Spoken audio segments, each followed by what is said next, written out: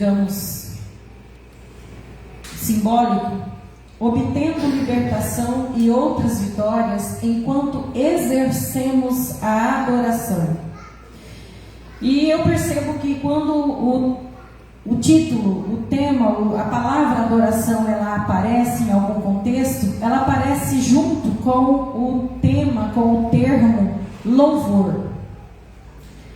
E há muito tempo eu venho tentando entender se é que há diferença, e se é que há como desvincular uma palavra da outra, e como fazer isso?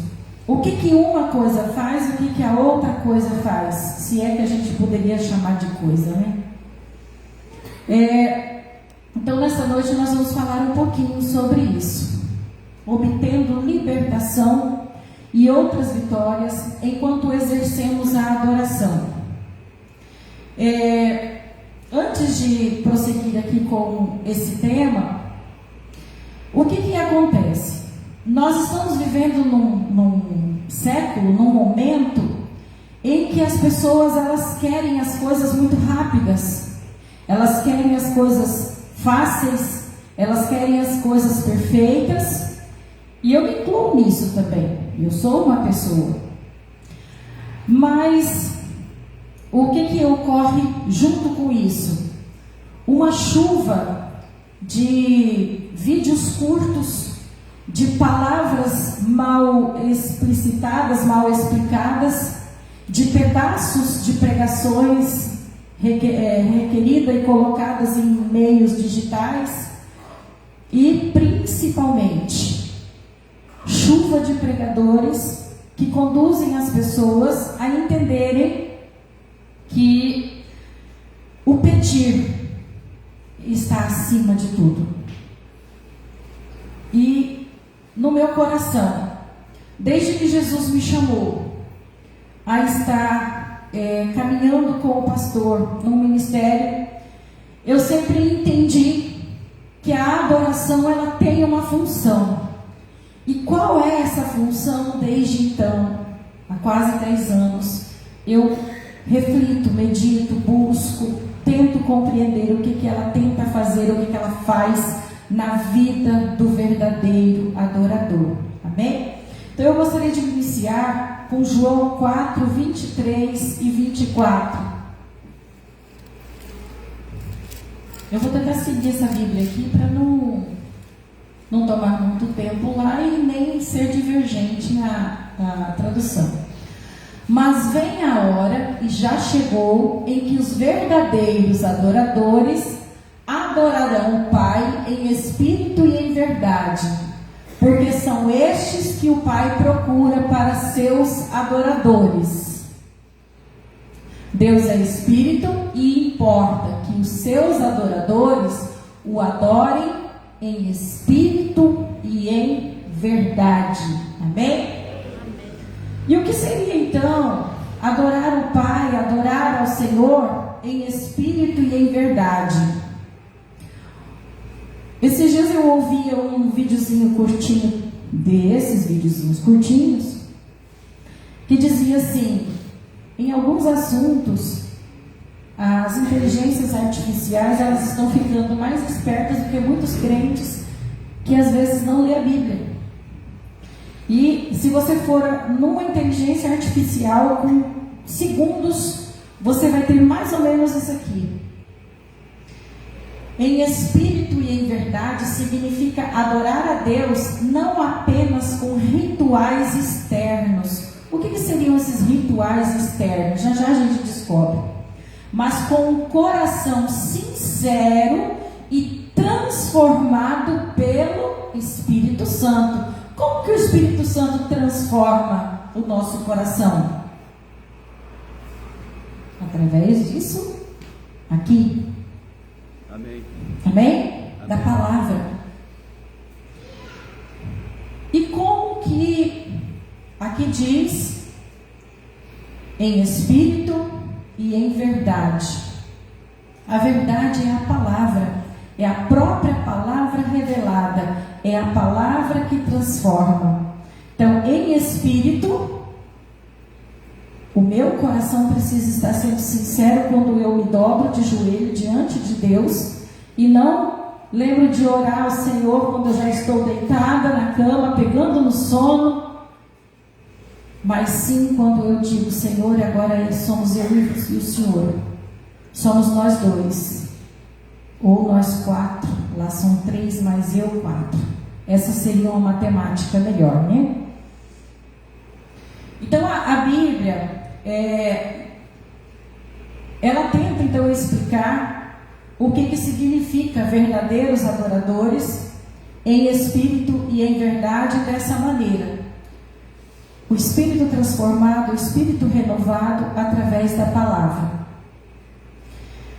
Então, verdadeiros adoradores são aqueles guiados pelo Espírito com E maiúsculo, pelo Espírito Santo.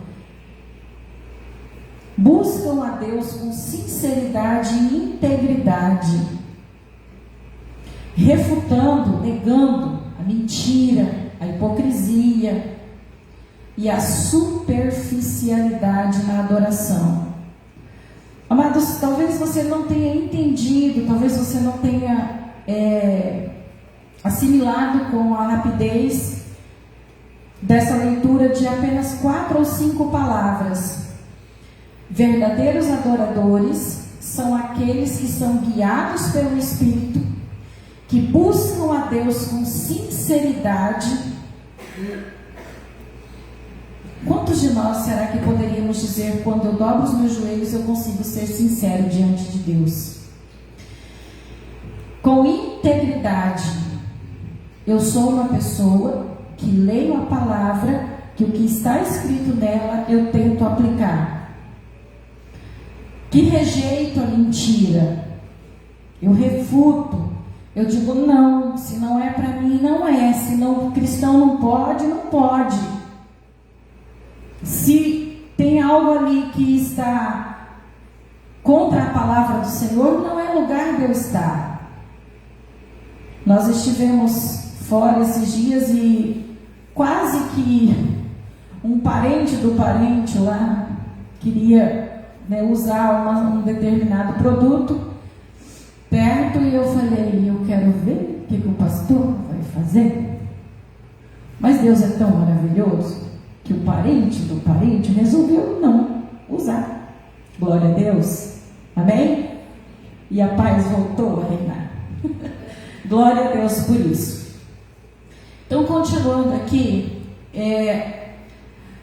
e rejeitando a superficialidade. O que é algo superficial? É algo raso. A nossa adoração nos tempos do século 21, ela tem sido uma oração rasa, uma adoração que não tem profundidade. A religiosidade, tanto se Jesus bateu nisso nos evangelhos, a religiosidade que às vezes a gente fala de outras denominações, muitas vezes, às vezes ela está dentro de nós. Não, eu vou à igreja todos os domingos, eu estou tentando ir também na quinta-feira, eu estou até tentando fazer um jejum a cada mês. A nossa adoração, ela não tem sido o que Jesus de fato pede, que venha a hora, e já chegou, em que os verdadeiros adoradores adorarão o Pai em espírito e em verdade, com o coração transformado, mergulhados no Espírito Santo, mergulhados na palavra, mergulhados no poder. Amém? Antes de dar continuidade aqui, eu gostaria de tentar falar um pouquinho da diferença entre louvor e adoração. O louvor, ele é algo mais voltado para as expressões externas, aquelas expressões que nós fizemos aqui. Cantamos, fazemos gestos, adoramos, fechamos os olhos, batemos palmas, agradecemos. São formas de louvor. E nós não estamos adorando? Estamos. Daí vai depender do que nós estamos cantando. Por exemplo, aquele segundo louvor, ele é totalmente adoração. Tem como abrir rapidinho aí a letra que eu esqueci aqui rapidinho. Quão formoso és, Rei do universo. Aí foi esse. Tua glória enche a terra e enche os céus. Totalmente adoração. Por quê? Porque a adoração é uma resposta mais profunda, mais interiorizada, mais interior à natureza de Deus. É um reconhecimento da grandeza, do poder, é um reconhecimento e uma reverência daquilo que Deus fez, daquilo que Deus pode, daquilo que Deus se manifesta, daquilo que Deus já fez na minha vida, mas principalmente no universo inteiro. Talvez Ele não fez na minha vida ainda, mas Ele pode, porque a palavra dele não mente, e a palavra diz que não há impossível nenhum para Ele. Amém? Então, reconhecendo a sua santidade e majestade, envolve um relacionamento mais íntimo e pessoal. Aqui começa a pegar no nosso pé. Aqui começa a dividir em grupos os cristãos de fato. Quando uma pessoa ela tem um relacionamento íntimo e pessoal com Deus, ela se torna então um verdadeiro adorador. Amém?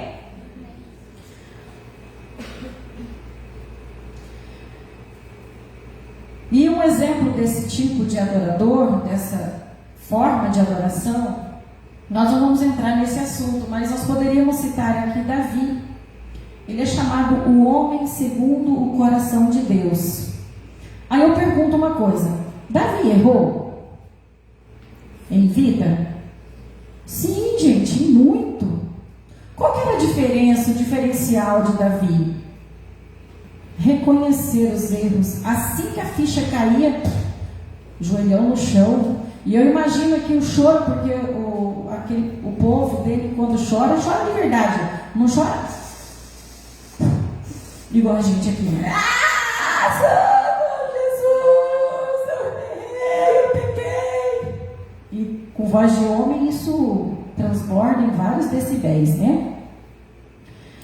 Então, no Salmos 51, quando ele é chamado homem segundo o coração de Deus, está lá em Atos 13, 22, não precisa abrir, mas em Salmos 51, 10, diz assim: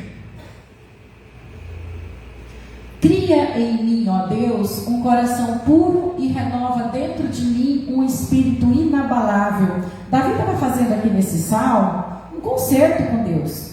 Ele tinha errado feio mesmo. É aquela história lá com Batseba. Eu não quero entrar para não sair o foco aqui, mas eu acho que todo mundo aqui já ouviu. Se não ouviu, leia. Amém?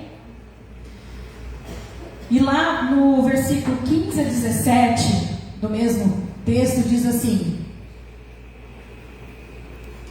abre, Senhor, os meus lábios, e a minha boca manifestará os teus louvores. Pois não te comprases em sacrifícios, do contrário, eu te daria, e não te agradas de holocaustos. Sacrifícios agradáveis a Deus são o espírito quebrantado, coração compungido e contrito, não o desprezará, ó Deus. Amém? Bate aqui com o texto lá de João 4, 23, 24, que Deus busca verdadeiros adoradores, que Deus chama Davi de um homem segundo o coração de Deus, porque ele entende que Deus não quer sacrifício, ainda que nós possamos fazer, ainda que Deus permite, ainda que Deus recebe como oferta de aroma suave o nosso jejum, a nossa consagração, a nossa oferta, seja da maneira como Ele colocar no nosso coração. Mas o que Ele quer é um coração reto, um coração compungido, um coração que reconhece a soberania dEle. Amém? E para não ficar apenas nas minhas palavras, eu gostaria então aqui de começar. Eu vou compartilhar alguns textos com vocês. O pastor me deu 2 horas e meia, foi? 2 horas e meia para pregar? Não tem colchãozinho para todo mundo, né? Vamos lá em Daniel, capítulo 6, versículo 10. Amados, não tem como falar de toda a história. Eu quero crer que todos vocês, todos nós aqui conhecemos a história de Daniel. Aqui no versículo 10 diz assim: Daniel, pois, quando soube que a escritura que o rei havia feito estava assinada, entrou em sua casa e, em cima, no seu quarto, onde havia janelas abertas do lado de Jerusalém, que ficava lá o seu povo, 3 vezes por dia se punha de joelhos e orava e dava graças diante do seu Deus, como costumava fazer. Amém? Para quem conhece a história, vai lembrar que na verdade havia um povo, eu não vou falar nomes aqui, sátrapas, governadores e mais não sei o que, queriam a todo custo derrubar Daniel. Estavam perseguindo Daniel, não concordava, porque Daniel fazia parte de um povo que havia sido trazido como escravos, etc. Então essas pessoas, elas tentaram de todas as maneiras fazer com que Daniel caísse. E eles chegaram à conclusão que a única maneira que eles conseguiriam seria se eles pegassem Daniel pela própria forma dele adorar. Lá na Bíblia não está com essas palavras, são minhas. E eles então armam um plano. Pedem para o rei que durante um tempo ninguém poderia adorar outro Deus, outro ser que não fosse o rei. Amém? E Daniel se importou com isso? Amados, vocês já imaginaram se essa lei, se uma lei parecida com essa chegasse à nossa cidade, ao nosso estado, ao nosso país, ao nosso continente? Como ficaria a nossa vida? O que nós faríamos? A partir de hoje ninguém pode mais orar a Deus dos céus, somente ao Deus fulano de tal, lá um ser minúsculo perto do nosso Deus. Qual seria a minha e a tua atitude? Porque foi assim que Daniel foi colocado, encurralado na parede. E ele simplesmente, sem falar nada, vai para casa e continua fazendo o quê? Adorando ao seu Deus. Se a gente for ver a história, ele não quis se contaminar com aquele povo, com as iguarias, com nada do que se relacionasse àquele povo. Então Daniel, ele dá uma demonstração de que ele continua fiel a Deus em tudo, desde que ele foi escolhido como um dos moços lá que o rei queria que servisse no serviço ao rei. Versículo 16. Então o rei ordenou que trouxessem a Daniel e o lançassem na cova dos leões. Disse o rei a Daniel, presta bem atenção nessa parte: o teu Deus, a quem tu continuamente serves, que ele te livre. Se você for ler lá na história, o rei ele entristeceu quando ele percebeu que tinham armado para Daniel. E ele gostava muito de Daniel.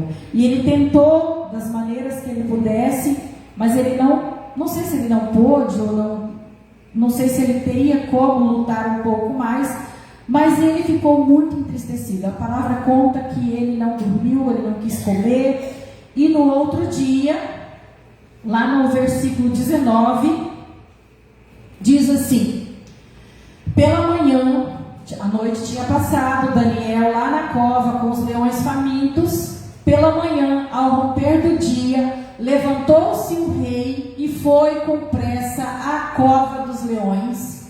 Pode continuar. Chegando-se ele à cova, chamou por Daniel com voz triste. Disse o rei a Daniel: Daniel, servo do Deus vivo, dar-se-ia o caso, por acaso, que o teu Deus, a quem tu continuamente serves, tenha podido livrar-te dos leões? Então Daniel falou ao rei: ó rei, vive eternamente. O meu Deus enviou o seu anjo e fechou a boca aos leões para que não me fizessem dano, porque foi achada em mim inocência diante dele. Diante de quem? De Deus. Também contra ti, ó rei, não cometi delito algum. 27.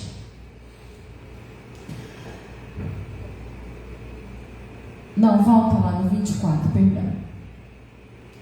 Ordenou o rei, e foram trazidos aqueles homens que tinham acusados a Daniel, e foram lançados na cova dos leões, ele, seus filhos e suas mulheres, e ainda não tinham chegado ao fundo da cova, e os leões já tinham matado a sua fome. Vão para o 25. Então o rei Dario escreveu aos povos, nações e homens de todas as línguas que habitam em toda a terra: paz vos seja multiplicada. 26. Faço um decreto pelo qual em todo o domínio do meu reino os homens tremam e temam perante o Deus de Daniel, porque ele é o Deus vivo e que permanece para sempre. O seu reino não será destruído e o seu domínio não terá fim. E aí sim o 27. Ele livra, salva, faz sinais e maravilhas no céu e na terra. Foi ele quem livrou a Daniel do poder dos leões. Amém? Uma pergunta para mim e para você. Se essa lei, ou uma parecida, que no século XXI a coisa não seria tão bonitinha assim, né? Provavelmente não teria leão na história, teria aquelas armas, talvez nucleares, para ser mais rápido. Será que o meu Deus e o seu Deus, com a adoração que ele tem recebida de mim e de você, será que o rei, o presidente, o governador poderia no outro dia, com muito pesar, Cida, será que o seu Deus te livrou dos leões, das armas, da toxicidade da bomba que colocaram aí dentro? E será que a Cida responderia: ó governador, presidente, sei lá o quê, vive eternamente, o Senhor mandou o anjo dele para me guardar? É somente uma reflexãozinha para mim e para você. Amados, essas palavras, quando nós trazemos aqui, eu creio que cada um de nós que subimos aqui neste ambiente de plataforma, de altar, seja como você acredita que seja melhor chamar, eu penso que com os outros também acontece de falar primeiro com a gente. E eu dizia: Deus, eu preciso ser mais. Eu preciso ser de fato um adorador por excelência. Eu preciso buscar mais a tua face. Eu preciso me entregar mais diante do Senhor. Amém? Então ali, esse texto de Daniel, eu amo a palavra. Desde Adão e Eva, aliás, um pouquinho antes, né, desde a fundação, até o último capítulo lá de Apocalipse, acho que é 22, se não me falha a memória, pastor. 22, o último capítulo, né? Eu amo a palavra do Senhor, mas se tem 2 textos que eu sou apaixonada nessa Bíblia, eles 2 serão relatados aqui hoje. Esse é o poder da adoração, é o poder da intimidade com alguém que você nunca viu, que você nunca falou, que você nunca passou pela estrada e por estar com capacete você não percebeu que não era ele, que era ele que não te deu graça e paz, que não sei o quê, que não te estendeu a mão, que não fez isso, que não fez aquilo, que não isso, não aquilo. Um Deus que nós cremos porque a palavra dele é o suficiente para dizer quem ele é. Amém?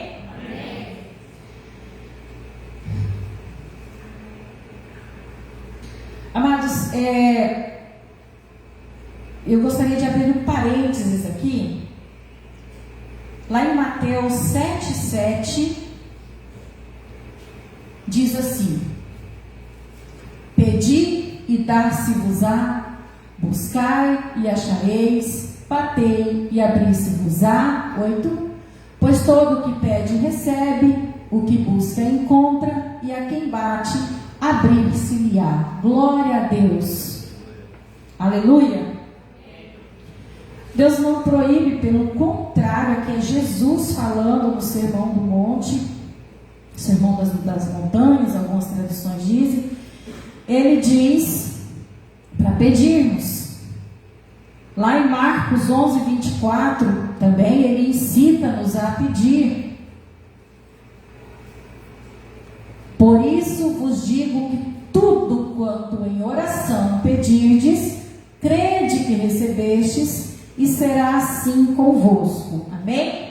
Amém. Mas eu quero fazer uma analogia aqui, uma historinha. Porque eu convivo há muito tempo com o pastor, daí a gente aprende. Amém? Digamos que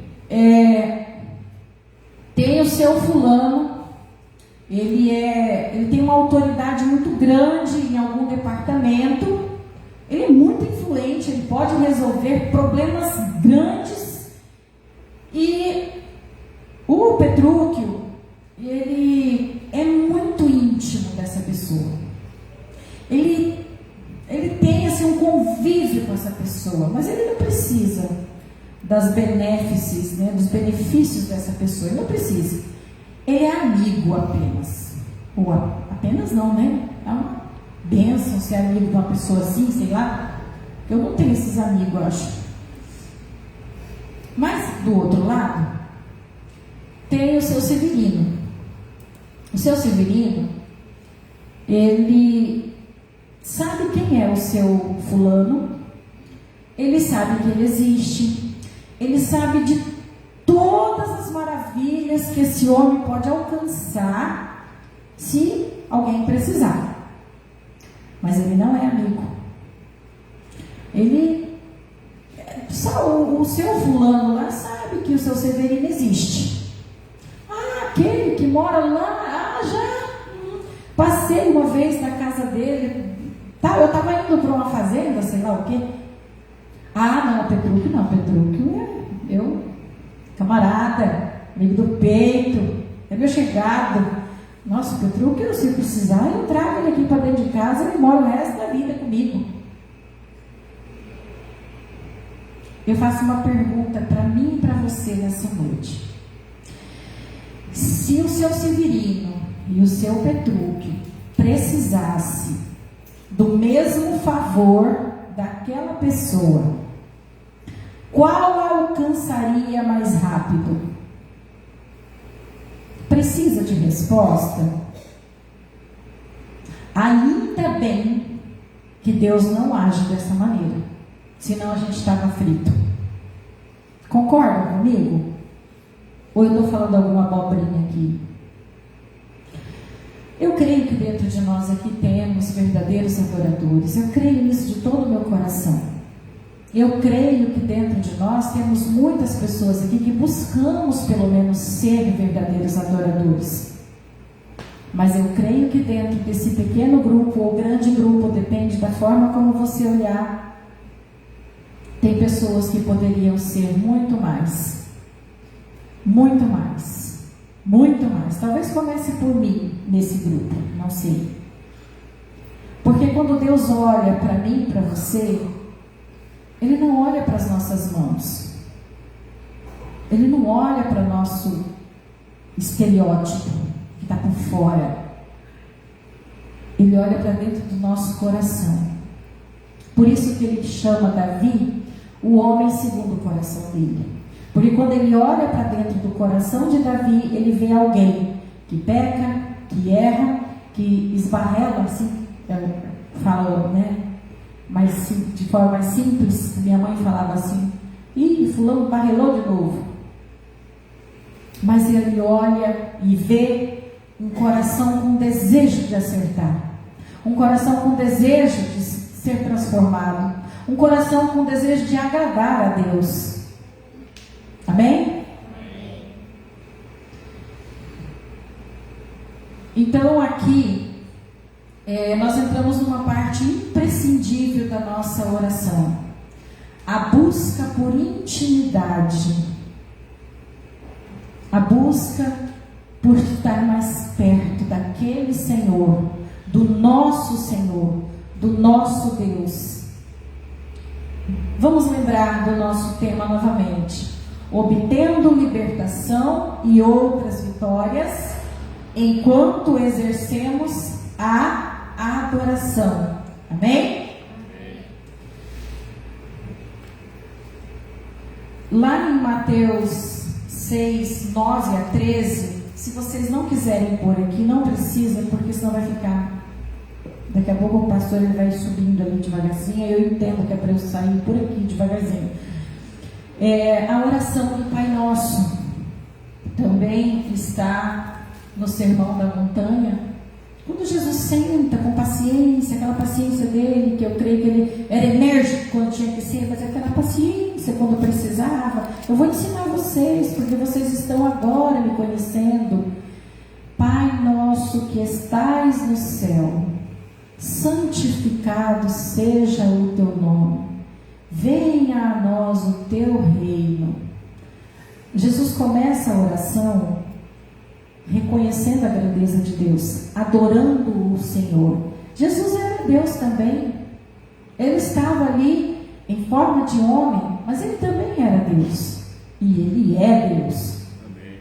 Mas mesmo assim, ao ensinar uma maneira em que nós deveríamos orar, ele diz claramente, quando se colocar em posição de alguém que vai orar, começa adorando. Começa reconhecendo a grandeza, o poder, o que pode fazer o seu Deus. Amém? Então aqui, nessa oração do Pai Nosso, há esse reconhecimento e também há a petição na oração. Mas há o reconhecimento de que Ele é soberano. Seja feita a tua vontade. Eu estou pedindo isso aqui, mas se não for a tua vontade, faz a tua. Tem gente que ele se dá tão mal, às vezes, na própria oração.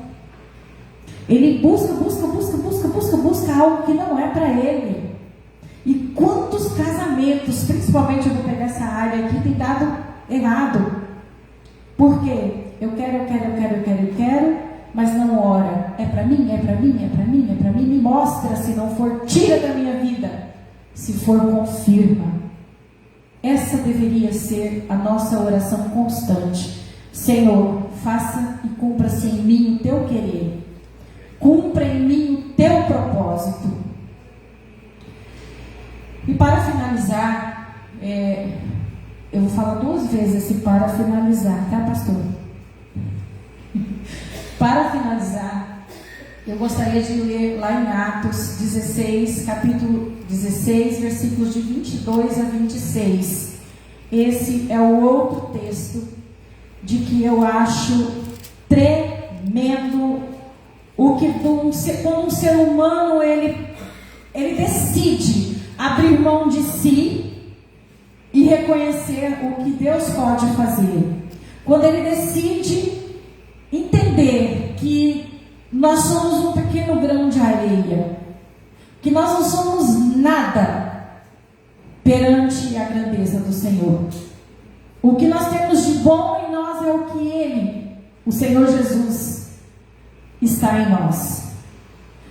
Então o pastor às vezes fala que ele se sentia muito pequeno quando ele começou com vendas, mas depois Jesus foi mostrando para ele que aqueles grandes homens a quem ele atendia não tinha nada a mais do que ele, porque Jesus, que é o Rei dos Reis, o Senhor dos Senhores, o Rei da Glória, estava com ele.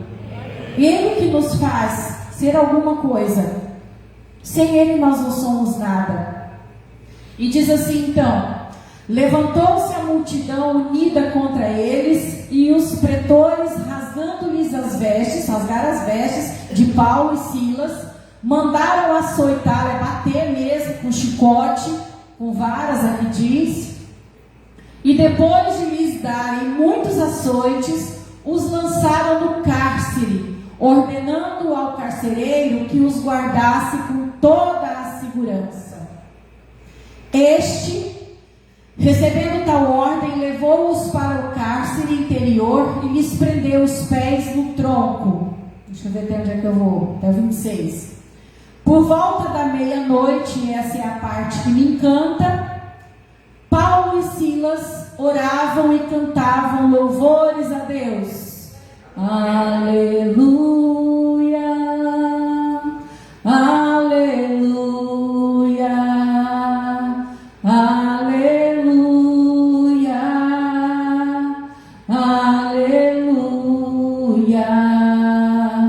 Jesus Cristo, eu te amo.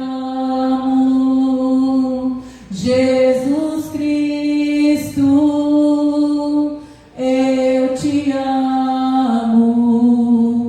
Jesus Cristo, eu te amo. Jesus Cristo, eu te amo.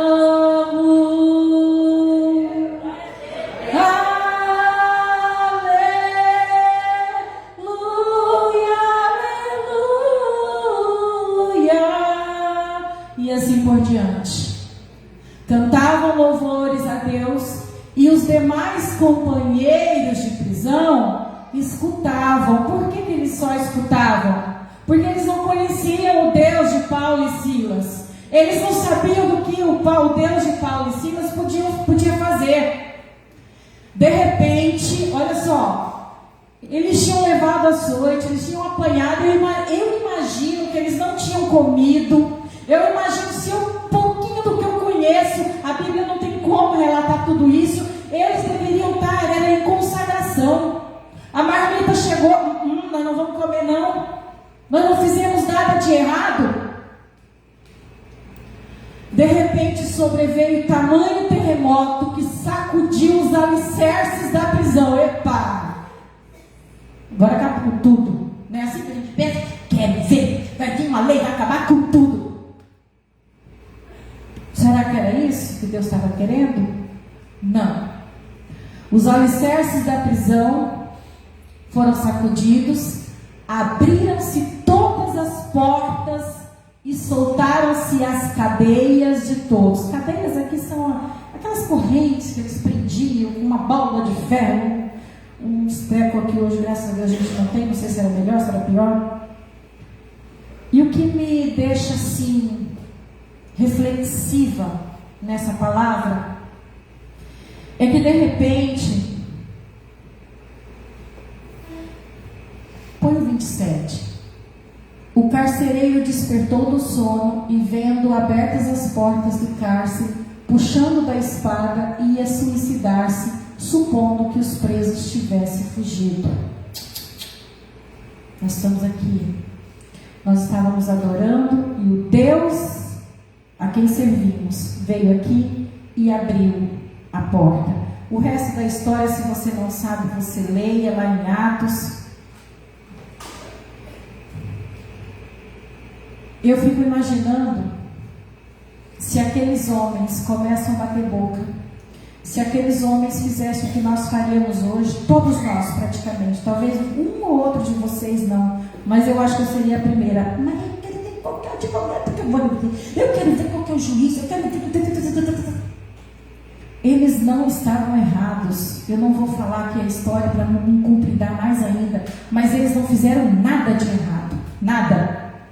Eles eram inocentes e Deus simplesmente ou totalmente foi ali e mostrou a glória, o poder, a grandeza, a benevolência, a misericórdia, tudo que Ele é, e converte toda a família do carcereiro. E eu fico imaginando quantos foram depois convertidos a Jesus Cristo depois do carcereiro, porque eu e você estamos aqui. Talvez a gente tenha o DNA aqui no carcereiro, lá atrás, 2000 anos atrás. Então, concluindo, gostaria de concluir lá em Jeremias. Agora sim eu concluo, pastor. 29, versículo 11. Eu é que sei que pensamentos tenho a vosso respeito, diz o Senhor, pensamentos de paz e não de mal, para vos dar o fim que desejais. Então me invocareis, passareis a orar a mim, e eu vos ouvirei. Buscar-me-eis e me achareis, quando me buscardes de todo o meu coração, o seu coração, o vosso coração, o nosso coração. Amém? Quando me buscardes de todo o coração de adorador, de todo o coração compungido, de todo o coração sem mentira, de todo o coração sem superficialidade, de todo o coração que se rende de fato ao Senhor. Amém? Então, se nós pegássemos esse versículo, pode subir, pastor, e a gente voltasse e fizesse o contrário da pregação, nós chegaríamos lá na adoração, lá no versículo que lemos de João 24, 23 a 24. Vem a hora, e a hora já chegou, que os verdadeiros adoradores adorarão o Pai em espírito e em verdade. Amém? Eu sou totalmente convicta, por provas de palavra, por provas de testemunhos, que aquele que adora, ele sempre vai obter a vitória.